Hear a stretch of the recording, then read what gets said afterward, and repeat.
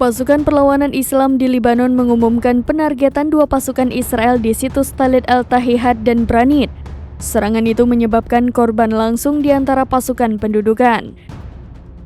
Kabar ini disampaikan oleh pasukan Perlawanan Islam di Lebanon Hizbullah pada Selasa 19 Maret 2024. Hizbullah menegaskan kekuatan militer Israel di selatan situs Branit terkena serangan langsung. Serangan dilakukan menggunakan senjata rudal. Rudal salvo ditembakkan dari Lebanon menuju posisi Israel di perbukitan Farshuba dan peternakan Shiba yang diduduki. Sementara media Israel melaporkan bahwa beberapa hari yang lalu 14 rudal diluncurkan dari Hizbullah ke daerah Al-Manara. Dikutip dari Al-Mayadin, suara sirene terdengar di wilayah Galilea Barat.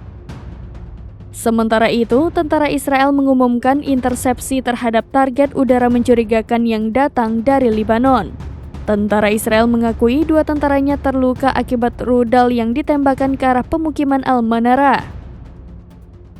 Di sisi lain, pesawat tempur Israel melakukan 2 serangan di pinggiran kota Farkila di sektor timur.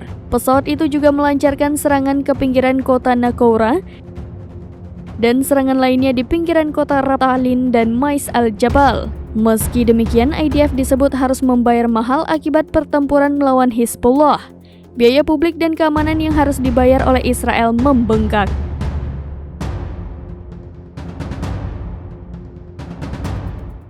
Download Tribun X sekarang, menghadirkan lokal menjadi Indonesia.